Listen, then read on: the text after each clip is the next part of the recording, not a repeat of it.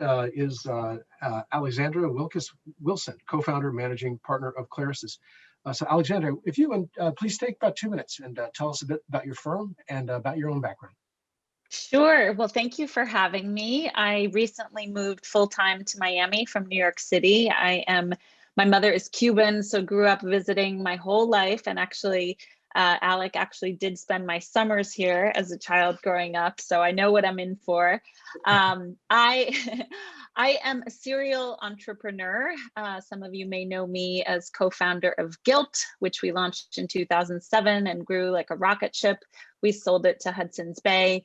I was also co-founder of a business called Glam Squad in home beauty services, and co-founder of 2 startups that we built in parallel, one in AI and machine learning, which we sold to Google before it launched, and the other was a business called Fits, which I sold to Tradesy. I have been involved in over 60 startup businesses, either as an angel investor or as an advisor, companies including The Mirror, which sold this summer to Lululemon, Rent the Runway, Birchbox, Carbon 38, Paperless Post. It's a long list. Anyway, this past fall, I launched together with a wonderful partner named Lisa Myers. She was most recently a partner at L. Catterton. We launched our fund, which is called IngleSea. We're based in Miami, and IngleSea is a growth equity firm investing in consumer and what we call tech-sumer companies doing over 10 million in revenue.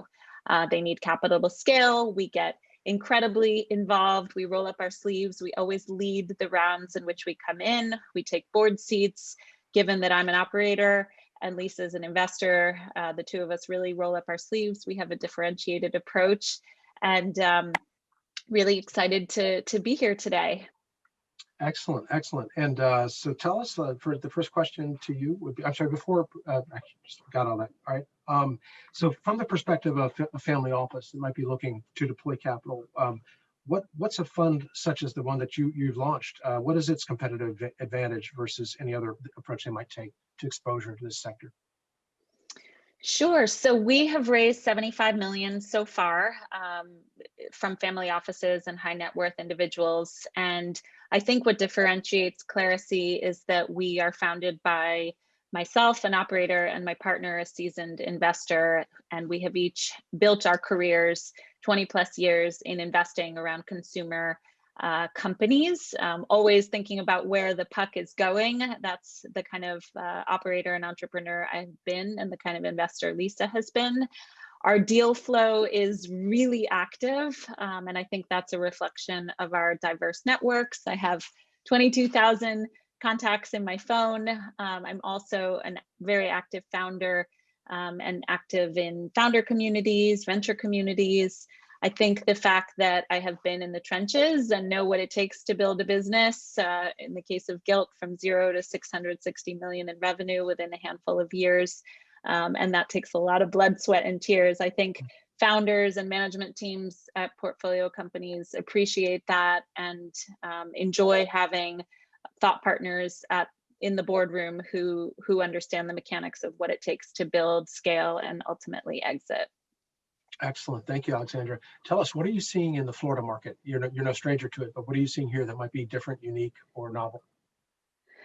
Yeah, well, there's so much excitement in Miami now, I think, around just Miami tech, and that's the ecosystems of founders as well as investors attracting now talent. I think we need more engineering talent in Miami, but we're all working on that. I think that historically, Miami was such a hub to Latin America, and you would often see people relocating here who had ties to Latin America. And what I've seen recently over the past year isn't exclusively people with Latin American ties. You're seeing obviously a lot of Silicon Valley, New Yorkers who have a different approach. And it's really exciting to be part of this movement right now. And I think maybe it's the warm weather or Latin culture, but an incredibly welcoming city to newcomers, new talent. Everyone's very generous with introductions, and I'm excited to be here. And if any of you are based here and would like to meet, I'm fully vaccinated and happy to grab a coffee. Fantastic. Thank you very much. Our third panelist is Neil Cohen, who's chairman of Emerald Development Managers. And Neil, tell us about your firm and about yourself, please. Good afternoon, everyone. I'm Neil Cohen. I'm the founder and chairman of Emerald. It's a VC firm I started almost 30 years ago, and we focus on the development of early stage companies. We do enterprise software, healthcare tech, industrial tech, and we'll go from pre-seed to Series B. We look to lead rounds, we take board seats, and we do about 5 new investments per year. We're sourcing our deals from decades-long relationships with academic research institutions, operators, incubators, and like-minded VCs. I still actually run one of the first companies we started, which is a $1 billion plus industrial company. I personally invest a significant portion of the capital for each of our deals, and we are selectively inviting other family offices to participate. I'm now based here in Miami. I moved shortly before COVID, and I moved for all the wrong reasons. If you read the articles that they like to run in the Miami press, it's you should move here because we have a better lifestyle and we're going to have a whole different approach to how we're going to do these things. I moved here because I wanted to have a different shape to my day, but I'm still working the same hours I worked in New York, so I'm not sure how that's going to work. But what we're doing is very deep tech. We do not do consumer. I'll leave that to Alexandra, who's way better at that than we would ever be. We tend to do deep tech. We tend to do very long-term investments, and we use the fact that we have family offices rather than classic VC investors to both be a great way for management teams to relate to us as long-term investors and to give us the staying power to really build serious companies and build them so they can go from a raw technology to a serious technology that's ready for prime time. So we have one where we invested in a company 8 years ago, and we're going to have seen it go from something which was barely outside of somebody's kitchen to somebody who has to build a plant now so that we can take the order that's coming in for $100 million of product from one customer. You have to have the staying power, and being a family office-based VC firm, because we started the VC firm, made so much money, we turned it into a family office. Now we're on both sides of that. What's interesting about it is we can use the benefit of the long-term build real business perspective of the family office, bring that to the table in the technology investing that we're doing, and really have a competitive advantage. Excellent, excellent. Neil, so let me ask you a focused question. You're very excited in particular about technology that you source out of universities and federal labs. Why is that a good idea? Why does that kind of really get your interest? Well, it goes very well with our theme of doing really serious deep tech investing. First of all, you have to realize there's almost $72 billion a year spent by universities and academic medical centers on research. About 30% of all deep tech startups will come out of research universities. Research universities are those who have research as their top part of their mission statement. They may claim they're there for education, but let's be real. If you're spending $72 billion on research, you're a research university. And what we're looking for is to take the basic science that they're doing and figure out how to turn it into companies, how to turn it into technologies that people need. So these universities will have state-of-the-art labs, they'll have academic medical centers, they'll have all kinds of facilities. Their government funding comes from various programs ranging from DARPA, its brother on the energy side, ARPA-E. We've all heard about BARDA lately, which is the one that's really behind a lot of the vaccine work. You have the National Science Foundation and the National Institute of Health. All of these are basically, as far as we're concerned, fertilizer for our companies. The universities have a huge concentration of brilliant people who frankly work for cheaper, and this deals with the issue that somebody raised. How do you find enough engineering talent to do a lot of these things? But they have huge concentrations of absolutely brilliant people. They don't cost that much, frankly. They have state-of-the-art equipment there. And all those combine to give us massive savings as we're starting companies to really develop technologies. They may also have some unique equipment, including supercomputers, clean rooms, fab machines. So we combine all these things and really figure out how to build a company. And having done this for almost 30 years, we always ask ourselves, is it science in search of a problem, or is it a real answer to a real need? and how do you move it out of the university into the real world and build a company so that we can all be proud of what we've done and make the kind of returns that we need to make this worth doing. We've spent 30 years building the connections, the connectivity, and we use all those resources coupled with the fact that we're family office based, so we can take a long-term perspective to really build great companies. Great, thanks, And Neil. that's one of our competitive advantages. Excellent. Well, and we'll circle back to every panelist with a second raft of questions, but you have our fourth panelist now, Mr. Ron Terrell, Vice President and Director of New World Angels. Ron, tell us a bit about yourself and about New World Angels, please.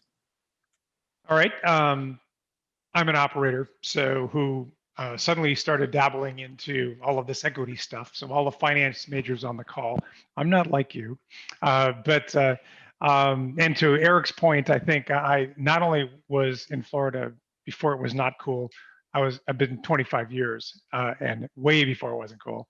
So I basically started in IBM Labs as a product manager, very technical, nerdy guy, rolled up into product marketing, rolled up into strategy, worked for Ernst & Young and strategic services, all focused on telecommunications and various forms of software. Then started and grew a company here in South Florida and sold it into public. So I've had sort of, I call it decadal steps through this. Today, I'm an angel investor in South Florida, and I'm very active within the New World Angel Syndicate, where I look at all the deal screening, et cetera. A couple of interesting comments for me. I have lived through all the summers. I'm from Minnesota, but I married this state, so I'm in. So the interesting thing for me is, Miami's in the news. Everybody wants to move to Florida. There is an influx of, and by the way, I'll describe what New World does in a second, but there's an influx of a lot of money into Florida. The interesting question, which nobody's quite laid out, is, is there an influx in the number of entrepreneurs in the state or entrepreneurs moving into the state? Both of those things are happening. I think one of the interesting waves, so Reese, I'll take away your second question here. You've been asking everybody, is the interesting wave for me that I have noticed is that you're getting a lot of second generation founders now just coming online in Florida. So, you're seeing, and I'll talk a little bit about our deal flow if need be, but you see a lot of first generation deal flow, but really it's a second generation deal flow. Somebody who's done this before, somebody who has a big idea that's based on their lived experience that's there. So anyway, I think there's a lot to discuss there. There's a lot going on in the Florida ecosystem, but kind of back to New World Angels. New World Angels is a classic angel syndicate. If you were to look at its membership, it's very heavy on the operator or former operator side. They bring a lot of lived experience, if you will, on various industries, and so we chase that sort of thing. So as a I'll call it a membership standpoint, we're the longest running. Our moderator today had a lot to do with this organization's founding many years ago. Now that he's older, I can reference back. But it's if you look at us, we tend to look at anywhere from 25 to 50 per month recently coming into screening, and we tend to be investing about 1 to 3. We look at stuff very early, and we're very interested always in founders who need support.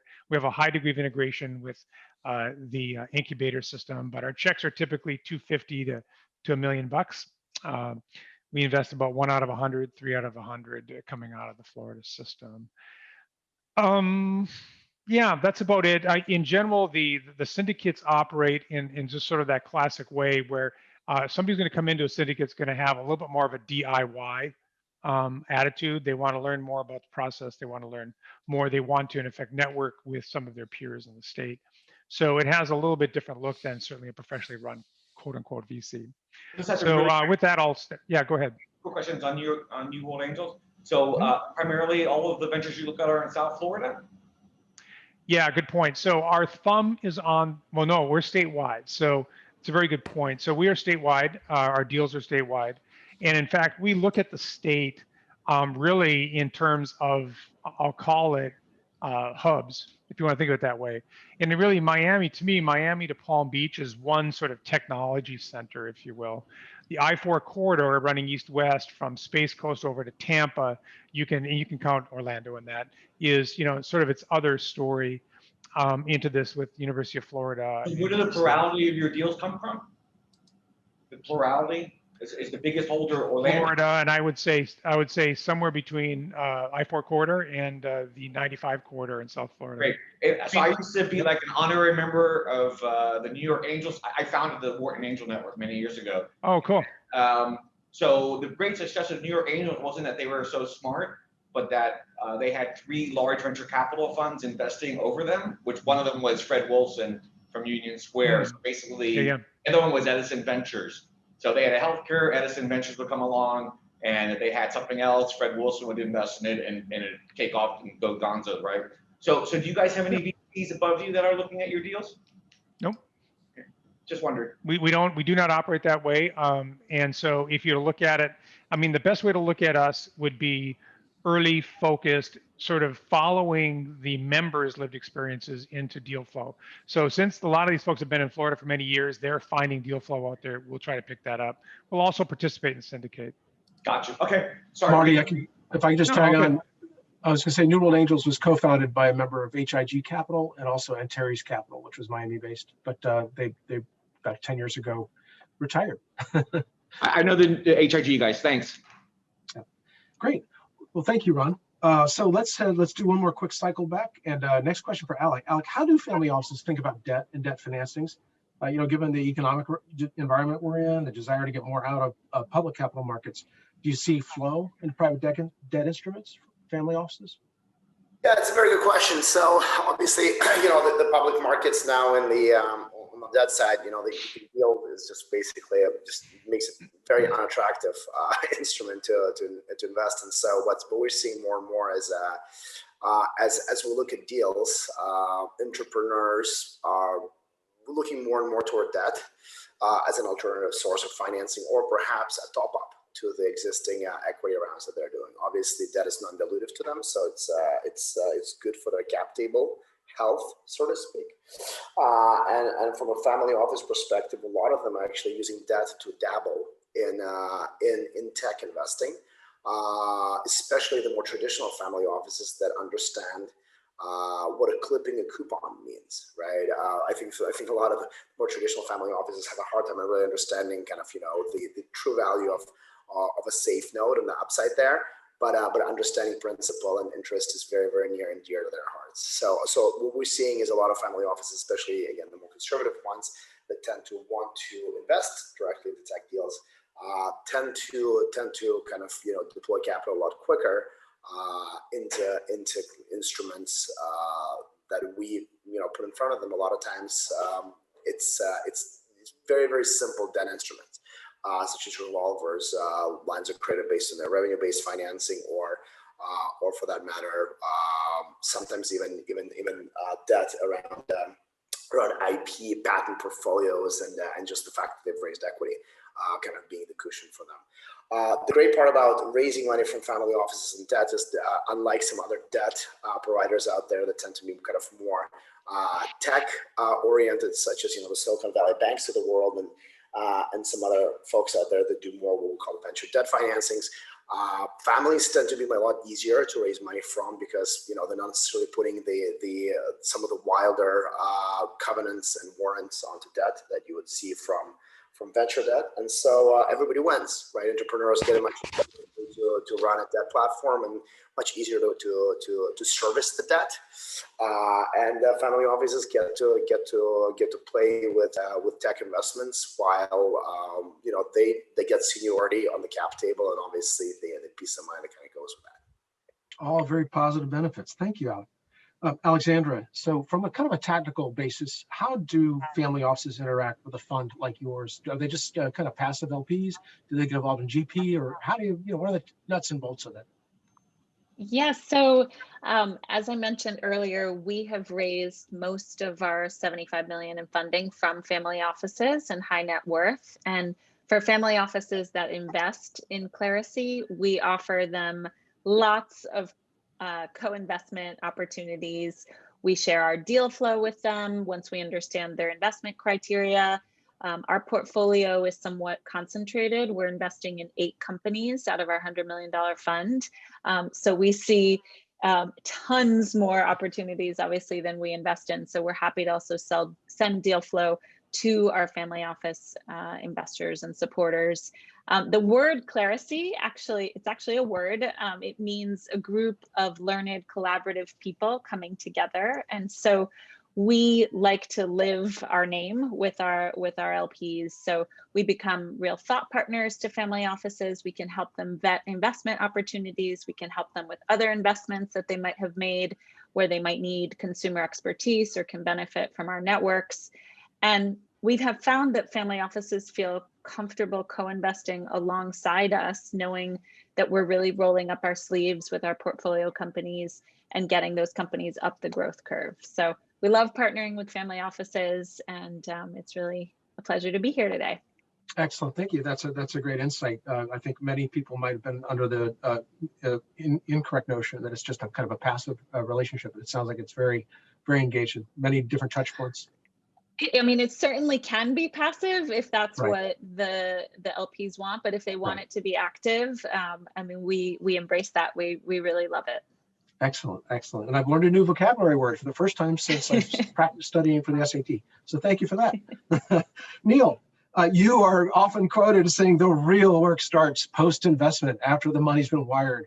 What do you mean? You know, it's interesting. We do a huge amount of work up front, and then we make our investments. If we're only make 5 investments and it's mostly our money, you can bet we're pretty careful. But the real work really starts helping the CEOs, helping the management team when we invest. And what we'll do is we will help them with every part of what they do in their business. That can range from opening up our Rolodexes to helping them get connected, to helping them design marketing plans, to being an additional person who helps them interview people. We figure that we spend close to 75% of our time helping our portfolio companies. It's one of the reasons why we don't have that many of them.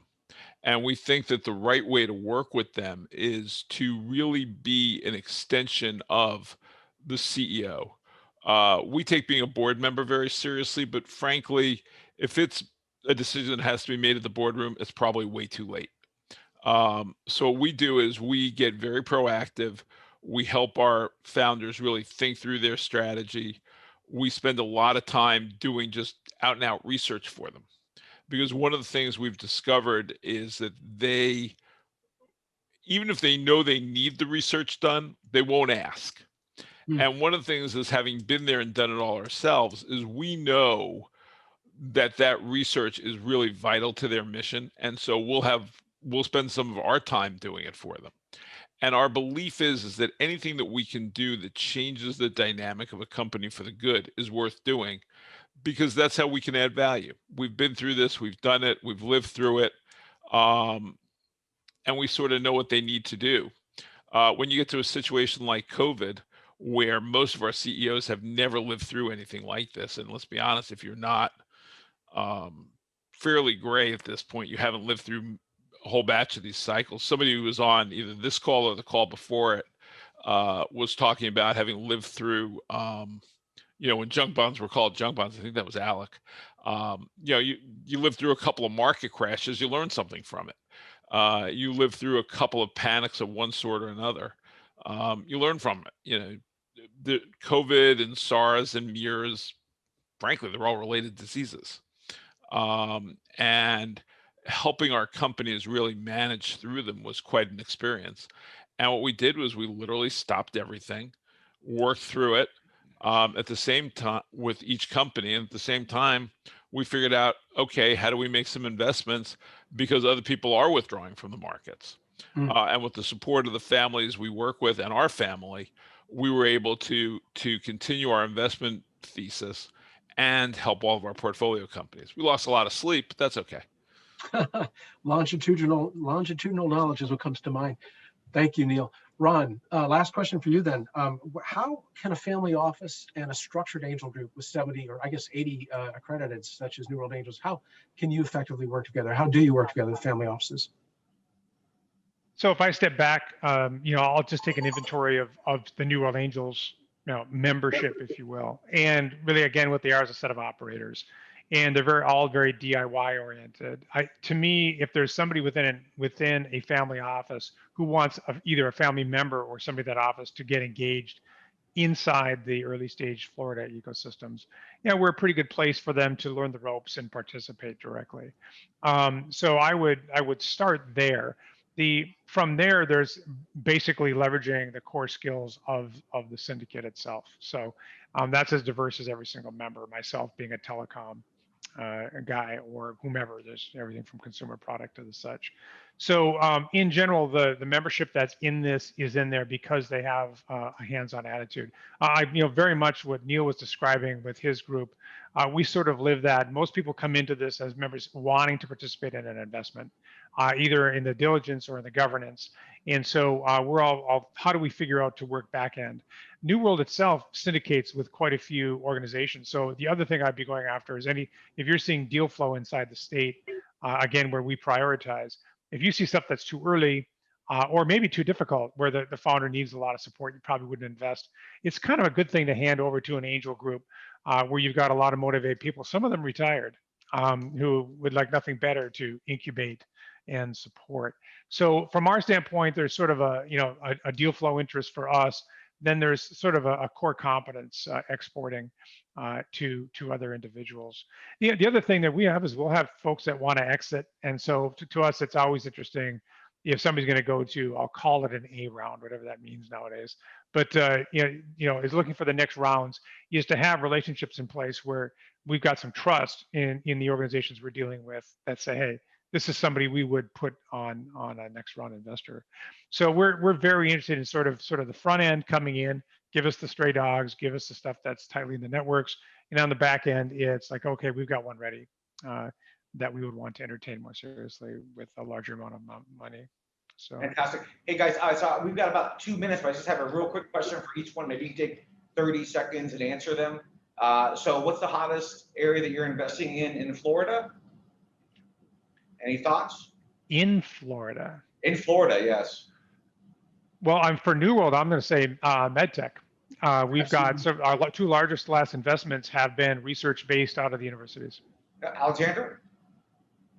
I'm still getting my lay of the land on a local basis, but starting to definitely meet with some founders here across consumer. Florida has some really fantastic consumer products companies and a lot of early adopters, that's for sure, huh? For sure. Neil? Yeah, I'm going to say we have yet to find our first deal here in Florida, although one of our portfolio companies does have technology licensed from the University of Miami Medical School. But we're doing a lot in the medical space, particularly material science as it relates to medical, and a lot in cybersecurity. Great. Alec, any thoughts? Yeah, so for 4 interesting categories, we actually have in Florida fintech. So we're doing a company when it comes to lending to SMEs, very interesting. Space tech, right? So obviously with Cape Canaveral and NASA being here, we're looking at a lot of interesting, very, very cool space deals, specifically around kind of what I call the picks and shovels of the space business. Education, right? So lots of very interesting universities and everything, to do with education tech. And then finally, last but not least, logistics and supply chains. There are some really, really interesting companies that are kind of touching tangentially on tech when it comes to logistics, transportation, and supply chains. And we really, really love that model, especially where things are going, where we think investments will be in the next 5 to 10 years. Fantastic. Marty, can I 30 seconds? Yeah. Okay, just two quick innovations or interesting developments I'm seeing here in South Florida is exit by a private equity firm, Crossover Investments. We had two of our big exits at tech firms in the research park at FAU. You didn't go public, weren't corporate acquisitions, but actually private equity firms are running them for cash, both in the med tech area or healthcare IT and med device. Second innovation we're seeing now is a really exciting area that hopefully we have an opportunity in the future is patent pools. A very enterprising law firm out of Boston is running ahead of standards, industrial standards in various areas, whether it's cyber security or video encryption, and figuring out what the standard is about to be, help shaping that debate, then running ahead of it and funding research in some of our university labs to create just enough IP that they can then get a patent and create a pool of patents that everybody's going to have to run through that toll booth. One of these opportunities where we estimate 6 cents per every streaming device on the planet, including the cell phones in your pockets. Very exciting, very innovative, and seeing a lot of creativity from our universities here. Yes, I think I've seen the patent pooling strategy, and I think it's going to be interesting to see how it plays out with all of these. There's at least 3 sets of lawyers out there who are trying to create patent pools. Yeah. And you know, I think if you don't really have an innovation, just a patent, I think the courts have a lot to answer. But anyway, listen, great job, guys, fantastic, and I'd love to hear about venture capital in Florida.